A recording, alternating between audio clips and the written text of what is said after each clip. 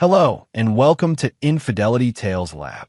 Your support means everything to us. We'd love to know, which geographical location are you joining from today? At home? On the go? Share with us below. Now, let's dive into today's story. Chapter 1. Foundations of Power. Douglas Harrington surveyed the Seattle skyline from his corner office at Harrington Innovations, the tech manufacturing empire he had built from nothing over 30 years. The rain tapped against the windows like impatient fingers, matching the rhythm of his thoughts as he considered his legacy. "Mr. Harrington, your sons are here for the quarterly review," his assistant, Vivian, announced through the intercom. Douglas straightened his tie, a habit from his early days when he had to impress investors with nothing but determination and dreams.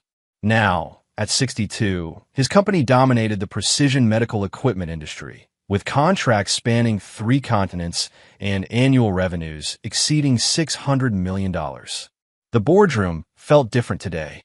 Douglas noticed the subtle glances between his sons, Nolan and Preston, seated together on the opposite side rather than flanking him, as usual.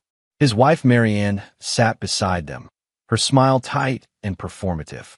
Something had shifted in his absence during his recent business trip to Tokyo. "Let's begin," Douglas said, nodding to the CFO.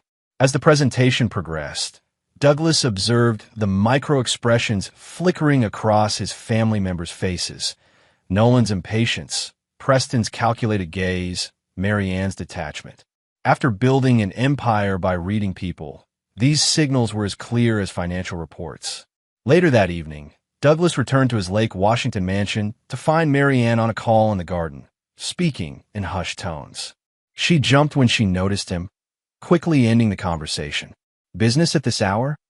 Douglas asked, pouring himself a scotch. "Just charity planning," Marianne replied, slipping her phone into her pocket. "How was your day?" "Illuminating," he answered, not mentioning the secured flash drive in his pocket containing copies of emails his private investigator had recovered. Emails between his wife and Richard Blackstone, his son's mentor and the company's head of product development. Douglas had first noticed the changes 3 months ago. Board members suddenly unavailable for their usual golf games. Department heads redirecting questions back to his sons. Marianne's sudden interest in charity events that coincided with Blackstone's attendance. That night, as Marianne slept, Douglas sat in his home office reviewing decades of business decisions, relationships, and contingency plans. By dawn, he had formulated a strategy that would make his upcoming chess moves undetectable until it was too late for his opponents. He made one call to an old friend, Samuel Westbrook, before sunrise. "Sam, remember that favor from Anchorage in '93? I need to cash in." Chapter 2. Shadows of Betrayal. Nolan Harrington, the elder son at 35, had his father's commanding presence, but none of his patience. He paced the length of Blackstone's downtown condo, the Seattle skyline twinkling behind him like a backdrop of stars. "We need to accelerate the timeline," Nolan insisted.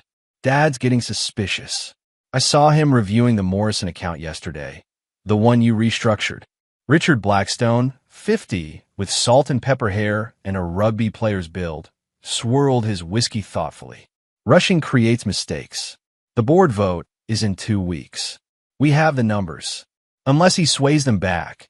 Preston countered, younger than Nolan by 3 years, but with twice the strategic mind.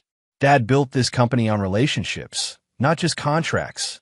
The door opened, and Marianne Harrington entered, removing her designer coat. At 57, she maintained the elegance that had first captured Douglas's attention during a business conference in Chicago decades ago. "Douglas called Anton Petrosky today," she announced without preamble, naming a board member they thought was firmly in their camp. "Damn it." Nolan slammed his fist on the marble countertop. "Did you hear what they discussed?" "No, but he's been making calls to all the major clients this week. Says it's routine relationship management." "Nothing routine about it," Preston muttered. "He's securing his position." Blackstone put his arm around Marianne, his eyes cold with calculation. "We have the presentation ready for the board.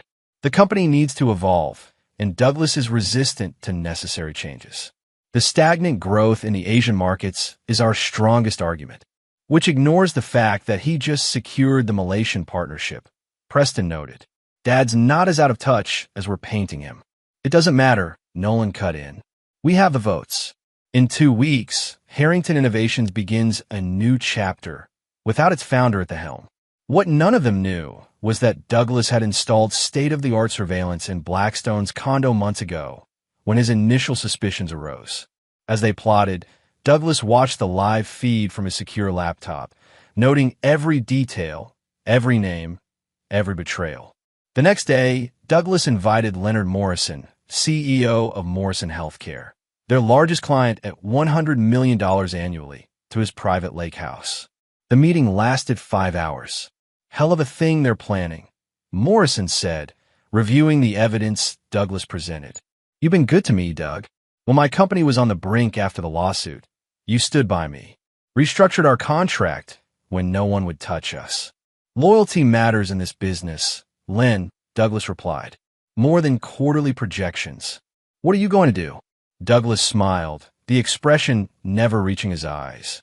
Watch them take the throne. For now.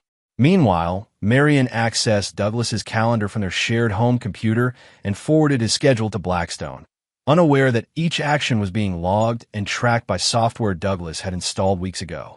Chapter 3. The Approaching Storm. The annual Harrington Innovations Charity Gala transformed the Seattle Art Museum into a wonderland of crystal and silver. As founder and CEO, Douglas circulated among politicians, clients, and industry leaders, his handshake firm, his smile practiced. From across the room, he watched Marianne laughing with Richard Blackstone, her hand lingering on his arm a moment too long. His sons worked the room separately, Preston with the board members, Nolan with the international clients. Douglas approached Howard Yamamoto, their head of Asian operations, who had flown in specially for the event. Howard, walk with me. Douglas guided him to a private exhibition room displaying ancient Japanese artifacts. Tell me, how long have you known about my son's plan to restructure the Asian division? Yamamoto's expression betrayed nothing, but the slight stiffening of his shoulders confirmed Douglas's suspicions. Mr. Harrington, don't bother denying it. I'm not angry with you. You're protecting your position. Douglas studied a samurai sword in its display case. The blade that hesitates invites defeat. I've always admired that philosophy. They approached me 6 weeks ago, Yamamoto admitted. The plan would dissolve my division and redistribute operations through regional contractors. 30 of my people would lose their jobs. Douglas nodded. And my position on such restructuring has always been clear. You believe our strength is in our people, not just our contracts. Precisely. Douglas turned to face him directly. I've made arrangements to protect your team, regardless of what happens next week. Your loyalty to them speaks well of you. As the evening proceeded, Douglas executed the next phase of his plan. He individually met with 5 key international clients, sharing drinks and reminiscing about their long partnerships. With each, he planted seeds of concern about the company's future direction, careful never to directly criticize his sons. Later, as the event wound down, Douglas overheard a conversation between Preston and Anton Petrosky in the courtyard. Your father's made an impressive showing tonight, Petrosky commented. Hard to imagine Harrington Innovations without him at the helm. Change is necessary for growth, Preston replied smoothly. The board presentation will make that clear. We appreciate your support, Anton. You have it for now, but I've known your father for 20 years. He won't go quietly into retirement. He won't have a choice once the vote is tallied.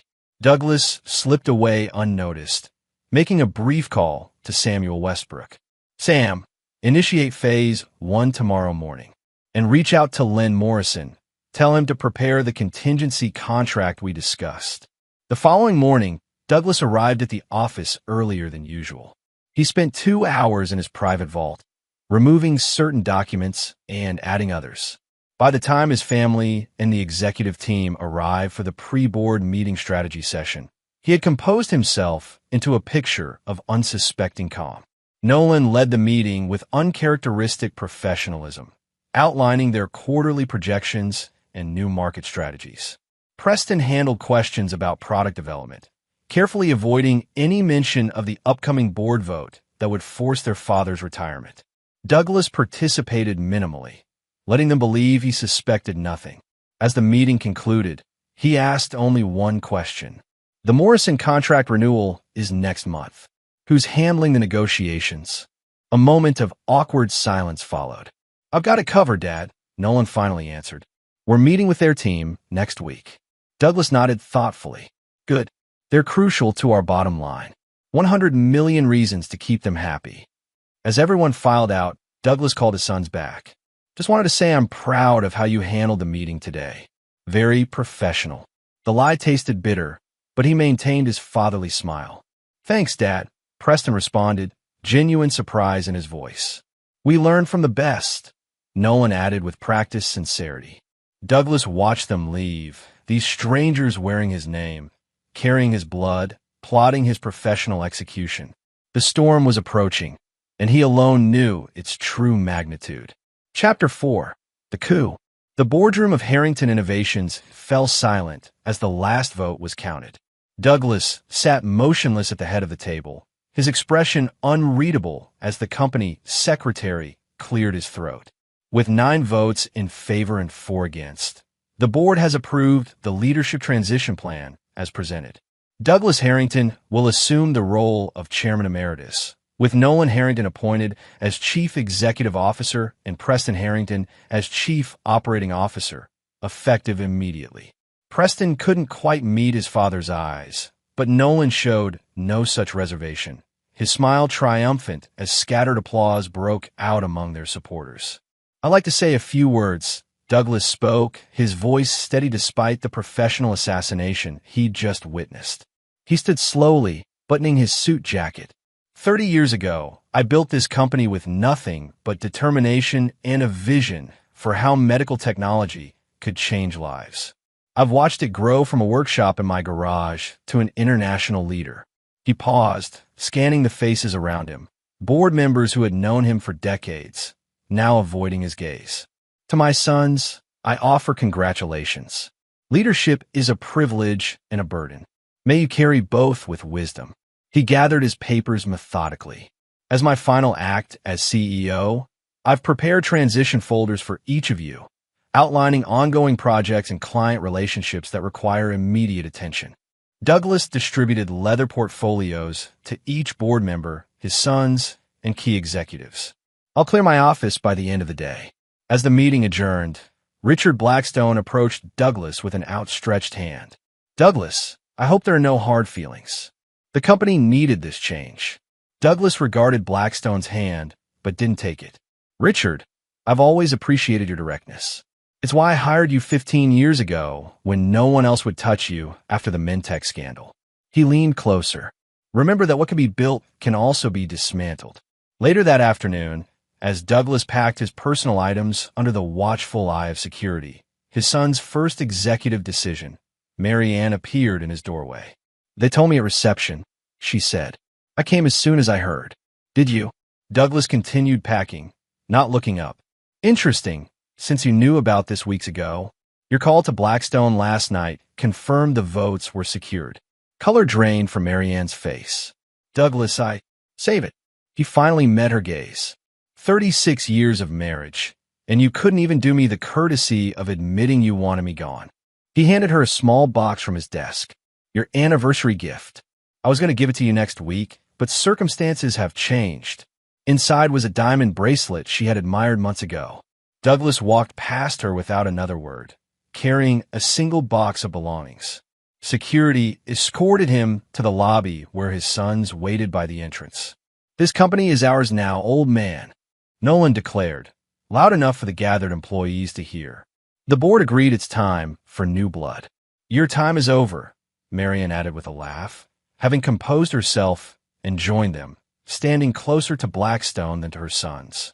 Douglas looked at them, his family transformed into strangers, and nodded once. We'll see. That evening, as the 4 conspirators celebrated at Blackstone's condo with champagne, Douglas sat alone in his home office, making a single phone call. Leonard, it's Douglas. They did exactly as we anticipated.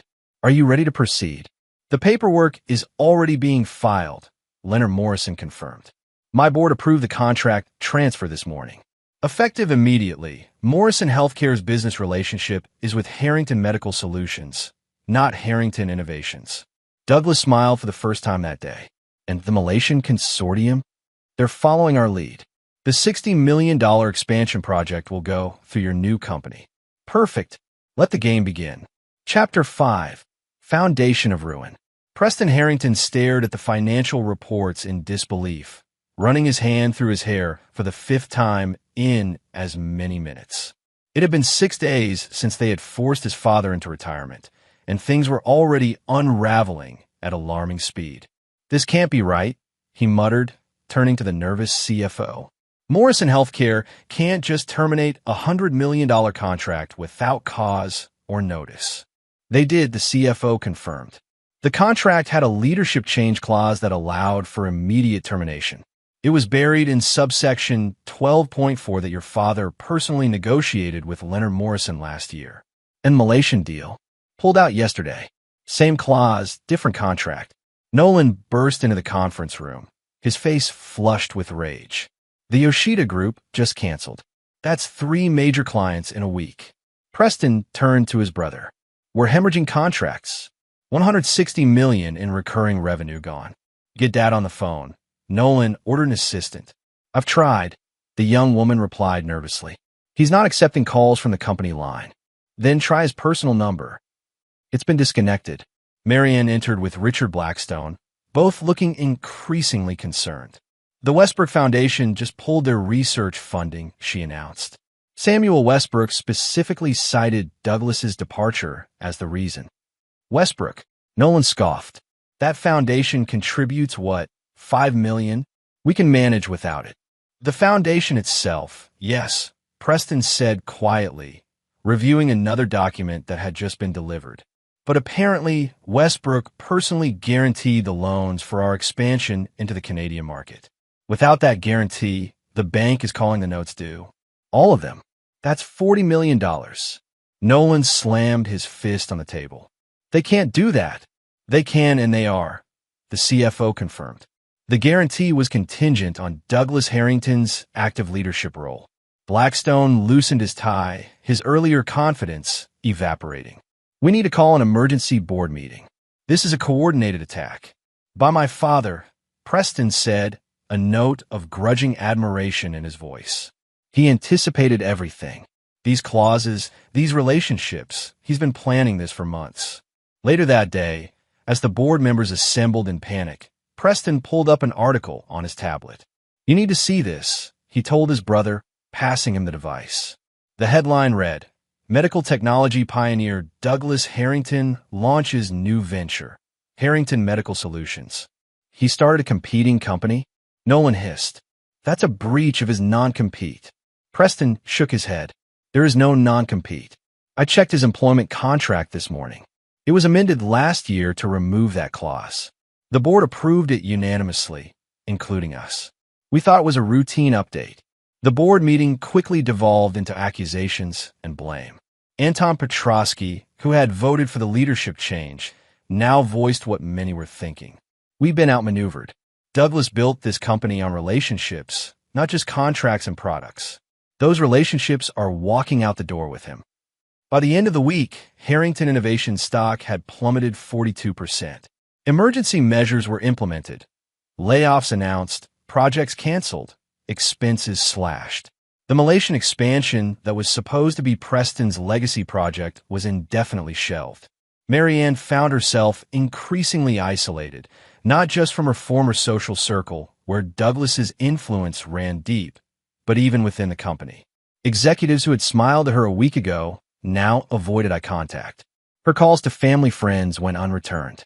We need to talk to him, she finally admitted to her sons during a crisis meeting at the empty Harrington mansion.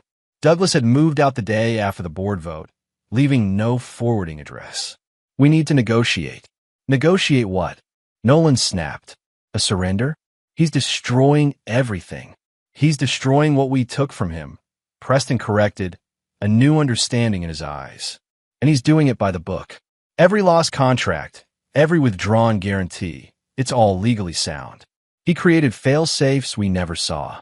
What about Blackstone? Nolan turned to his mother. Can't he help? He's been advising us for months on this transition. Mary Ann's expression darkened. Richard isn't returning my calls either.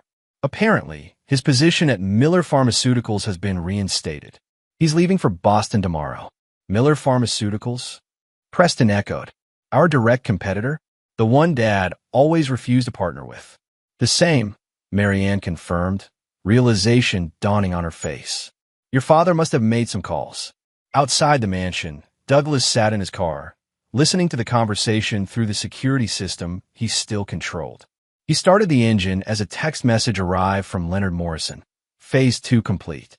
Board members Petrosky, Williams, and Chun have requested private meetings with you. They're jumping ship. Douglas smiled grimly as he drove away. The foundation of his children's betrayal was crumbling faster than even he had anticipated. Chapter 6. The Abyss Stares Back. 10 days after the coup, Harrington Innovations resembled a sinking ship. Employees cleared out their desks as rumors of bankruptcy spread. The stock had been temporarily suspended from trading after falling 68% in a week. Nolan Harrington barricaded himself in the CEO office, his father's former sanctuary, surrounded by empty liquor bottles and emergency financial reports.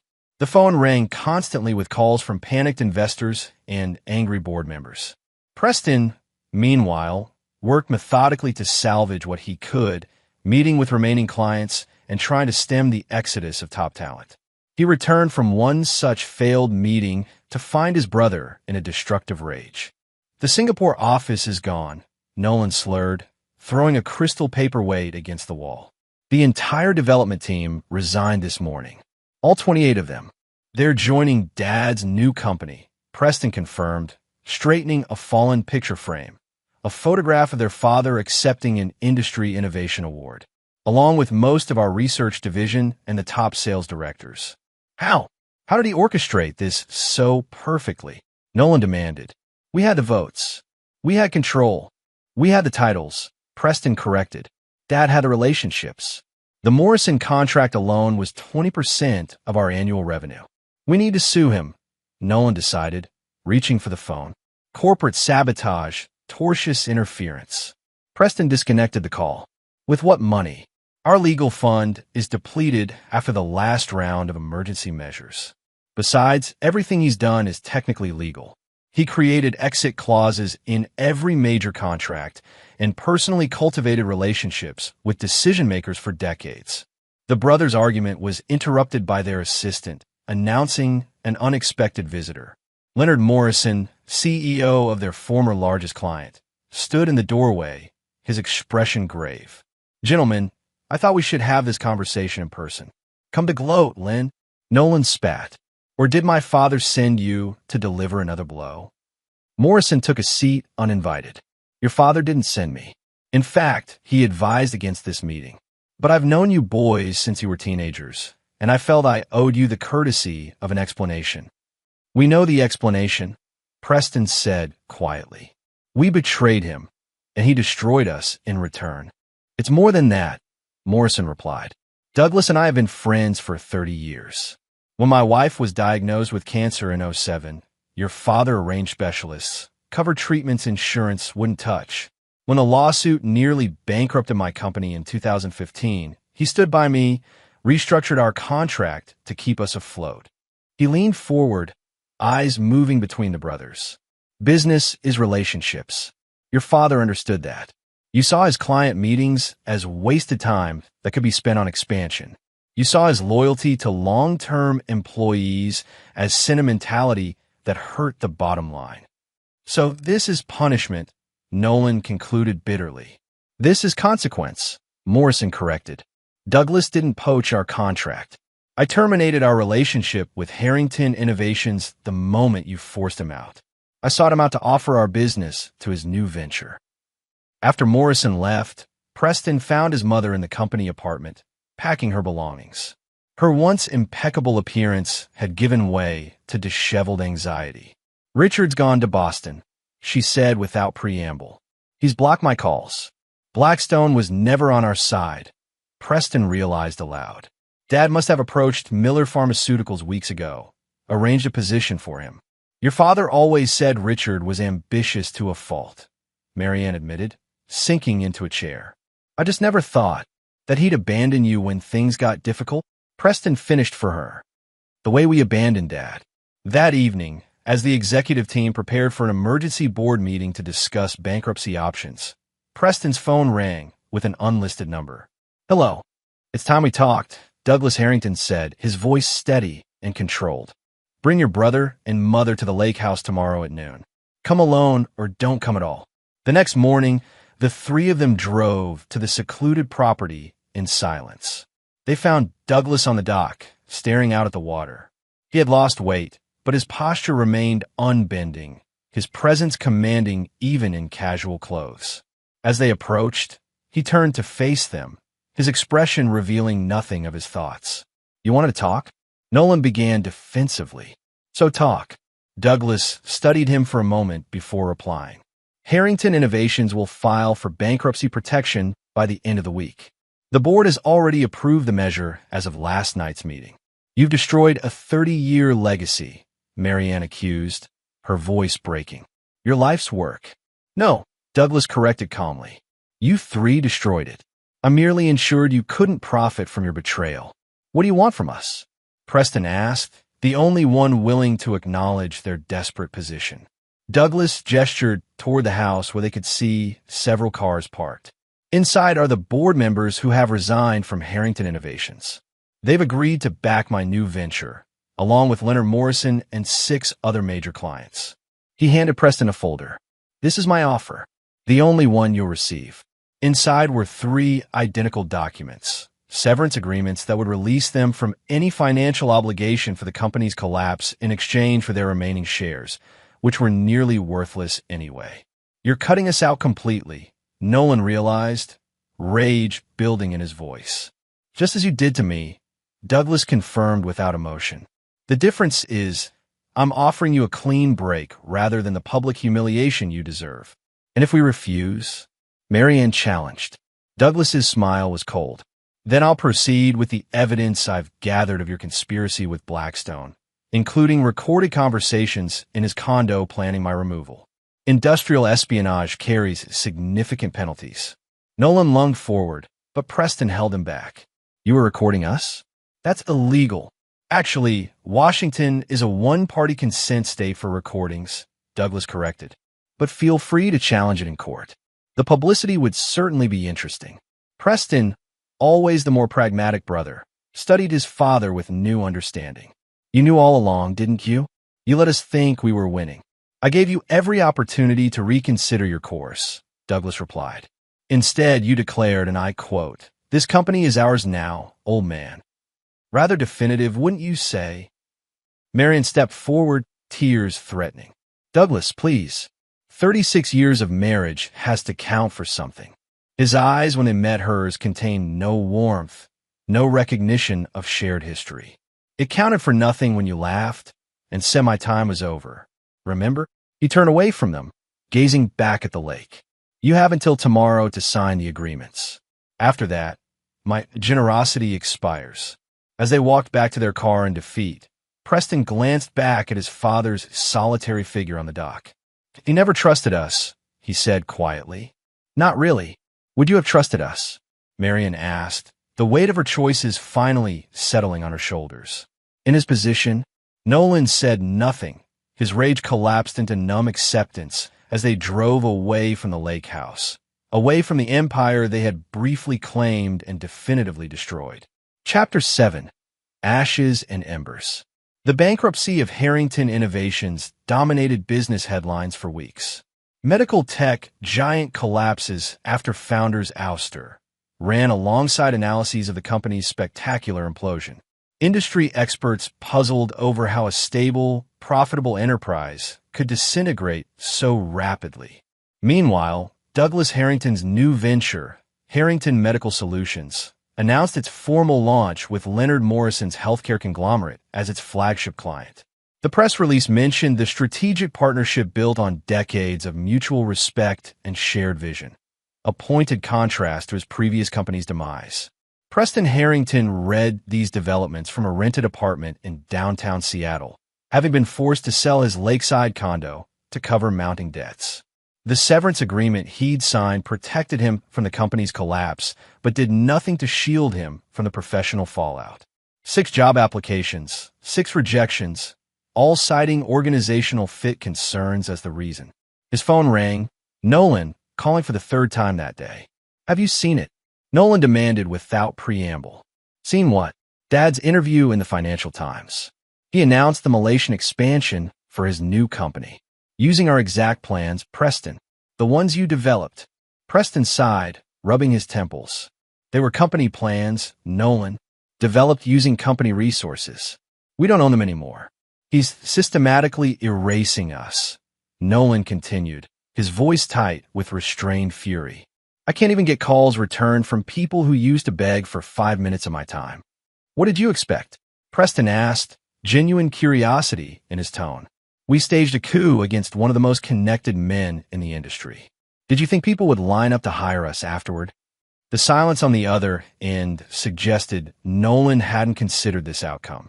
Preston continued, "Has Mom called you?" "Not since last week. She's trying to sell the house, but Dad's lawyers put a lien on it. Something about community property disputes pending the divorce." After hanging up, Preston found himself staring at the business card Douglas had handed him as they left the lake house. It contained only a phone number, nothing else. He'd kept it against his better judgment, a lifeline he wasn't yet desperate enough to use. His doorbell rang, interrupting his contemplation. A courier delivered a small package. Inside, a newspaper clipping about Harrington Medical Solutions winning the Malaysian contract, paperclipped to a note in his father's distinctive handwriting. "The foundation matters." Preston studied the cryptic message, remembering his father's insistence on building proper foundations for any endeavor. It had been a constant theme in childhood lessons. Whether building a model airplane or planning a business strategy, Douglas Harrington emphasized starting right. The company Preston and Nolan had briefly controlled had been built on a foundation Douglas laid over decades. Their coup had ignored that foundation, treating the company as merely assets and revenue rather than relationships and trust. Across town, Marion Harrington sat in her attorney's office, reviewing divorce papers that stripped away any claim to Douglas's new business ventures or personal assets acquired since their separation. "He's being unnecessarily punitive," her lawyer observed. "The prenuptial agreement is 36 years old. We could challenge it." "No," Marianne said quietly. "We won't. Mrs. Harrington, with all due respect, your husband is worth considerably more now than when this agreement was signed. You're entitled to—" "Nothing," she interrupted. "I'm entitled to nothing. The agreement stands." Later, as she packed the few personal belongings Douglas's lawyers had permitted her to remove from their home, Marianne found a small wooden box in her vanity drawer. Inside was a handwritten letter dated 6 months earlier. "Marianne, if you're reading this, then what I've suspected has come to pass. 36 years deserved better than betrayal. I've always known when you're lying." Your left eyebrow twitches just slightly. "It twitched when I asked about your late-night calls to Richard. I built my first company for us. This last one is for me. Douglas." She closed the box, understanding now the moment when everything changed. Not the board vote, not the public humiliation, but months earlier when he had first recognized her deception and begun planning his response. Meanwhile, Douglas met with Leonard Morrison and Samuel Westbrook at his new company headquarters, a modern glass building overlooking Elliott Bay, purposely visible from his son's former offices. "The Malaysian contract is just the beginning," Douglas explained, reviewing projection charts. "With their partnership, we'll expand into the Southeast Asia market by 3rd quarter. "And your family situation?" Westbrook asked carefully. The 3 men had been friends for decades, their children growing up together at company picnics and holiday gatherings. Douglas's expression remained impassive. "That matter is concluded." "Doug." Morrison leaned forward, concern evident in his voice. "I've supported every step of this. They earned what happened, but they're still your family." "No," Douglas replied, his tone final. "Family doesn't conspire against you. Family doesn't betray trust built over decades." The people who did those things merely share my DNA. As his friends exchanged worried glances, Douglas continued reviewing the expansion plans, his focus entirely on the future he was building from the ashes of betrayal. Chapter 8: Desperate Measures. 3 months after Harrington Innovations declared bankruptcy, Nolan Harrington sat in a dimly lit bar on the outskirts of Seattle, nursing his fourth whiskey. His designer watch and custom suit, remnants of his brief tenure as CEO, contrasted sharply with his haggard appearance and the establishment's worn interior. "Another," he signaled to the bartender, sliding his premium credit card across the counter. The bartender returned moments later, embarrassment evident in his expression. "I'm sorry, sir. Your card was declined." Nolan stared in disbelief, then fumbled for his phone to check his account balance. Zero. Impossible. He transferred funds just yesterday to cover his expenses. As he scrolled through his transaction history, a new entry appeared. Account freeze. Legal proceedings. Before he could process this information, his phone lit up with a call from Preston. "Did you authorize a leak to TechWire about Dad's military contract?" Preston demanded without preamble. "What? No. What are you talking about?" Someone gave detailed information about Harrington Medical Solutions' pending Department of Defense contract to the press. "They're claiming security vulnerabilities in the proposal." "Wasn't me," Nolan insisted, though the idea sparked interest through his alcohol-dulled mind. "Why would you think it was?" "Because Dad's lawyers just filed a cease and desist against you specifically. They've frozen your accounts, pending an investigation into corporate espionage." "That's absurd. I don't have access to any of his company's information." "They're claiming you used your remaining industry contacts to gather confidential details." "They have evidence, Nolan. Emails, phone records." Nolan's blood ran cold as realization dawned. "I'm being set up." "By who?" "By him." Nolan slammed his fist on the bar, drawing stares from nearby patrons. "He's still playing us, Preston, creating situations where we look guilty." After hanging up, Nolan stumbled to his car, only to find a parking boot attached to the wheel and a notice of repossession on the windshield. His wealthy playboy life was unraveling thread by thread, each strand cut by an invisible hand. The following day, Preston received a similar blow. The small consulting firm that had tentatively offered him a position rescinded the offer, citing concerns about ongoing legal issues. When pressed, the HR director reluctantly mentioned that they'd received an anonymous package containing documents from Harrington Innovations' collapse, suggesting Preston's direct involvement in mismanagement. Marianne, meanwhile, faced social exile. Her former friends, wives of Douglas's business associates and board members, declined lunch invitations, and charity committee positions suddenly became filled. The divorce proceedings advanced with mechanical efficiency, each filing systematically dismantling the life she had built. Desperate for income, she approached her former interior design clients, only to discover that Douglas had made donations to their preferred charities in amounts that made refusing him awkward and accepting her services impossible. "He's everywhere," she confided to Preston during a rare family dinner at his apartment. "3 charities have returned my volunteer applications. The gallery where I used to serve on the board suddenly decided to restructure their leadership." "He's isolating us," Preston agreed, pushing food around his plate. "Professionally, financially, socially. Why not just be done with us?" Nolan demanded, agitated after a day spent with lawyers trying to unfreeze his accounts. "He's won. Why keep punishing us?" Preston studied his brother and mother thoughtfully. "Because punishment isn't the goal. He's teaching a lesson." "What lesson?" Marianne asked bitterly. "That he's more powerful than we realized." "That actions have consequences," Preston corrected. "That foundations matter. That what we destroyed can't be easily rebuilt." Later that week, Nolan reached his breaking point.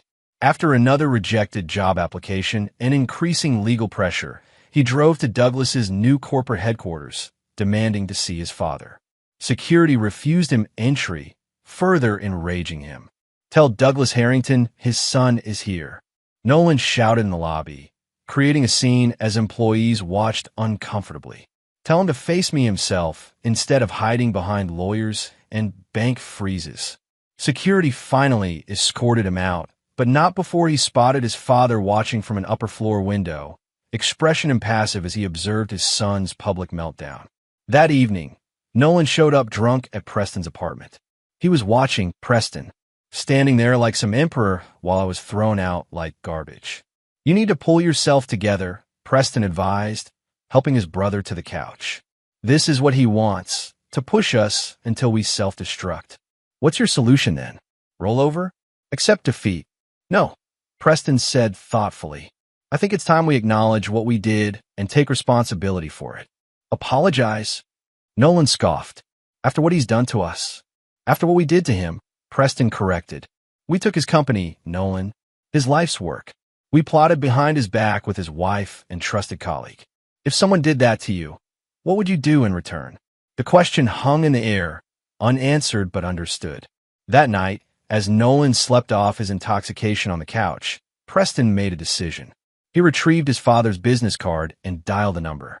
"This is Douglas Harrington," the familiar voice answered. "It's Preston. We need to talk." A long pause followed. "The lake house. Tomorrow, 8 a.m. Come alone." The next morning, Preston arrived at the secluded property to find his father splitting wood on the dock, a weekend ritual from his childhood that Douglas had maintained even at the height of his corporate success. Still using the old axe, Preston observed, approaching cautiously. Douglas set down the tool, studying his younger son without warmth or hostility, simply assessing. "It's reliable. Gets the job done. Like you," Preston acknowledged. "Underestimated you." "We all did." "A common mistake," Douglas replied, gesturing for Preston to sit on a nearby bench. "I assume you're here because your situation has become untenable." "I'm here because I owe you an apology," Preston said, surprising himself with the sincerity in his voice. "What we did was wrong. Not just strategically miscalculated, but fundamentally wrong." Douglas's expression remained unchanged. "And your brother and mother?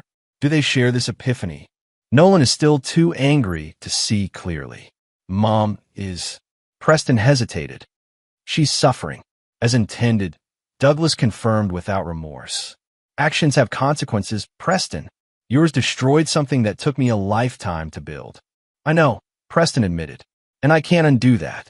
But I'm asking, not for forgiveness, but for an end to the active campaign against us. You've won. We're defeated. Continuing to systematically dismantle our lives serves no purpose." Douglas considered this, his gaze turning toward the lake. "What do you think the purpose has been, Preston?" The question caught him off guard. "Revenge? Punishment?" "No." Douglas shook his head slightly. "Education." As father and son sat in the morning light, a flock of geese passed overhead, their reflection rippling across the still water. Neither spoke for several minutes, the weight of destroyed trust and blood bonds hanging between them. "I have a proposition for you," Douglas finally said. "Just for you." Chapter 9. Empire of Ashes. 1 year to the day after the coup at Harrington Innovations, Douglas Harrington stood at the podium in the grand ballroom of the Four Seasons Hotel, accepting the Innovator of the Year award for Harrington Medical Solutions' revolutionary cardiac monitoring system. "Thank you," he addressed the assembled industry leaders and press. "This recognition belongs to the dedicated team who believed in our vision and brought it to life." From his seat at the head table, Preston Harrington watched his father command the room, not as the bitter victor in a family war, but as the visionary leader he had always been. The past year working under his father's mentorship at the new company had been challenging and humbling, but educational beyond measure. Douglas had accepted Preston's apology at the lake house that day, but made it clear that forgiveness and trust were separate matters. The job offer he extended came with strict conditions. Preston would start at the bottom, with no special treatment, no path to leadership unless earned through demonstrated loyalty and competence. "Success isn't inherited," Douglas had told him. "It's built, brick by brick, relationship by relationship. You want shortcuts? I'm offering you the long road instead."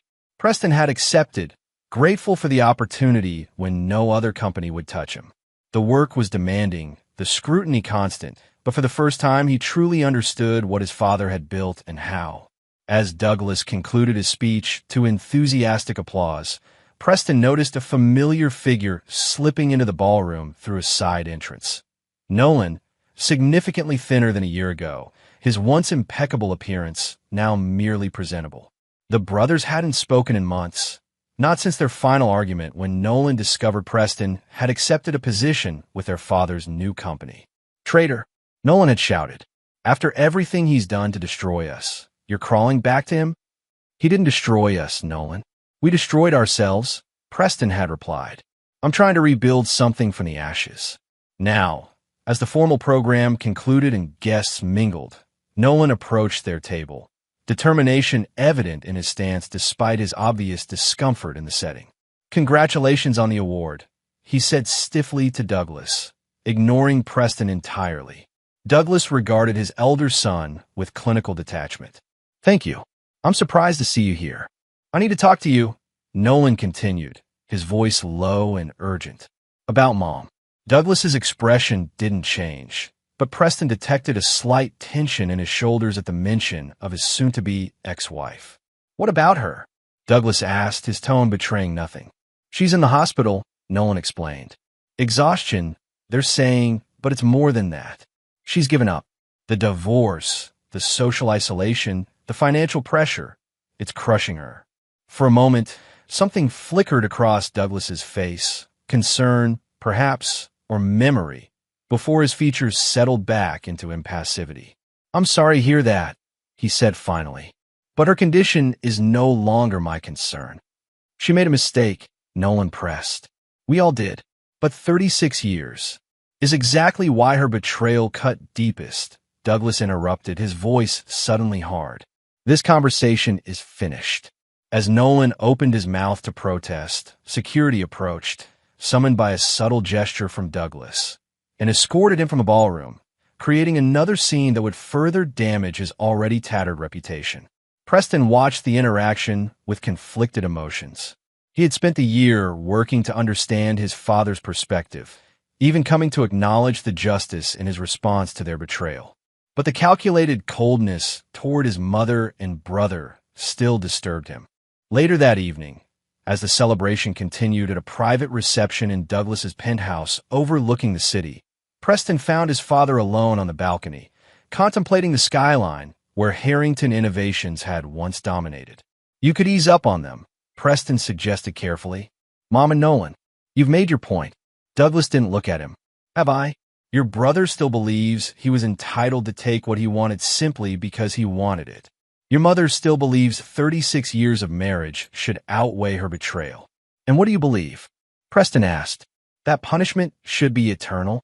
Douglas turned to face his son then, his expression softening slightly, the closest he came to warmth these days. "The consequences of their actions aren't punishment, Preston. They're reality. Reality can change," Preston suggested. "You gave me a second chance." "I gave you an opportunity to earn a second chance," Douglas corrected. "You've spent a year doing exactly that, starting at the bottom, working harder than anyone else, rebuilding trust brick by brick. Have they done the same?" Before Preston could answer, Douglas's assistant approached with an urgent message. They were needed in the conference room where several key investors had gathered. The conversation about family was set aside as business took precedence, a pattern Preston had come to recognize as his father's way of compartmentalizing the personal pain he refused to acknowledge. 2 days later, Preston visited his mother in the hospital. Marion Harrington had indeed lost weight, her once vibrant presence diminished by stress and isolation. The divorce had been finalized the previous month, leaving her with the settlement outlined in their decades-old prenuptial agreement. Comfortable, but far from the luxury she had grown accustomed to. "Have you seen him?" she asked immediately, hope flickering in her tired eyes. "Every day," Preston confirmed. "I work for him, remember? Does he ever mention me?" Preston hesitated, unwilling to wound her further with the truth, but equally unwilling to offer false hope. "No, Mom, he doesn't." Tears welled in her eyes. "I made a terrible mistake, Preston. Not just the affair, but forgetting who your father truly is, what he's capable of when betrayed. You couldn't have predicted this," Preston offered, though he no longer believed it himself. The signs of his father's strategic brilliance and unforgiving nature had always been there, visible to anyone willing to see them. I could have, she disagreed. I should have. 36 years. I watched him outmaneuver competitors, dismantle threats, build empires from nothing. I just never thought he'd apply those same skills against his family. Preston took her hand, understanding now the full scope of their miscalculation. They had seen Douglas as the patriarch, the successful businessman, the husband and father, roles they believed gave them leverage over him. They had failed to see him in his most fundamental form, a strategist who never forgot a loyalty or forgave a betrayal. The following week, as Harrington Medical Solutions announced its expansion into European markets, another milestone eclipsing the legacy of its predecessor company, Nolan made one final desperate attempt to reconcile. He arrived at Douglas's office unannounced, having bribed a security guard with his last valuable possession, a Rolex watch gifted by his father upon his college graduation. 2 minutes, he pleaded with Douglas's surprised assistant. That's all I'm asking. Douglas emerged from his office, expression cold but controlled. You've gone to extraordinary lengths for this meeting. I need help, Nolan admitted, the words clearly painful for him. The legal fees, the frozen accounts, I'm drowning. And you're my father. Nolan exploded, frustration overwhelming his planned approach. Despite everything, despite what we did, despite what you've done in return. Douglas studied him for a long moment before responding. Blood isn't enough, Nolan. It never was. Trust, loyalty, respect. These are the foundations of any relationship worth having. You destroyed all three. So that's it? Nolan asked, desperation giving way to resignation. You'll help Preston, but not me? You'll forgive him, but not your wife of 36 years. Preston earned his place, Douglas explained with clinical detachment. He started at the bottom, worked 16-hour days, rebuilt trust through consistent action rather than desperate words. He acknowledged not just that he was wrong, but why he was wrong. And Mom, Douglas's expression hardened. Your mother made her choice. She chose Blackstone. She chose to betray decades of partnership. She chose to laugh when you declare my time was over. Choices have consequences. Blackstone abandoned her the moment things went south, Nolan argued. Isn't that punishment enough? That wasn't punishment, Douglas corrected. That was inevitable. Richard Blackstone has abandoned every relationship when it no longer served his ambition. I warned your mother of this 15 years ago when I hired him despite his reputation. She chose not to listen then, just as she chose not to value loyalty later. As security arrived to escort Nolan out, Douglas added one final observation. The company collapsed in a week because it was built on borrowed loyalty. Remember that if you ever build anything of your own. 6 months later, Harrington Medical Solutions celebrated its second anniversary as the industry leader in precision medical equipment. The company that had risen from the ashes of betrayal now employed over 500 people, including Preston Harrington, who had worked his way up to a respectable middle management position. At the anniversary gala, Douglas took the stage to announce a new research initiative dedicated to advancing cardiac care for pediatric patients. As applause filled the grand ballroom, he caught sight of his former wife entering quietly through a side door. Mary Ann had recovered her health and some of her former elegance, though her designer gown was from a previous season rather than custom-made, as had once been her preference. She stood at the back of the room, watching the man she had betrayed command the audience with the same charisma that had first attracted her decades ago. Douglas acknowledged her presence with the slightest nod. Not forgiveness, not reconciliation, merely recognition of a shared history, now concluded. She returned the gesture before slipping out as quietly as she had entered. Later that evening, as the celebration wound down, Preston found his father on the rooftop terrace, gazing at the city lights below. Mom was here, Preston observed, joining him at the railing. I saw her, Douglas confirmed. Nolan wasn't. No, he wasn't. Preston hesitated before asking the question that had haunted him for months. Will you ever forgive them? Douglas considered this, his expression thoughtful rather than hard for once. Forgiveness requires repentance, Preston, your brother still believes he was entitled to what he tried to take. Your mother still believes her betrayal should be excused because of shared history. And me? Preston asked quietly. Have you forgiven me?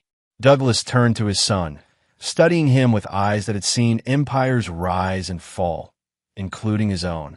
You're here, aren't you? Working, learning, rebuilding. Actions matter more than words, Preston. They always have. As they stood together, overlooking the city, the lights of their new empire gleaming against the night sky, Douglas Harrington completed his lesson. He had lost a family, but preserved his legacy. He had transformed betrayal into opportunity, turning the ashes of what was taken into the foundation of something stronger. His sons had declared, "This company is ours now, old man." His wife had laughed, saying, "Your time is over." They hadn't realized the company's biggest client was loyal to him personally. One phone call, and their $100 million contract had vanished. The company had collapsed in a week. They had come begging. But Douglas Harrington never begged. And he never forgave betrayal, not even from those who shared his name and blood. The empire he rebuilt from ashes served as both his vindication and his vengeance, a monument to the cost of underestimating a man who had spent a lifetime turning setbacks into victories.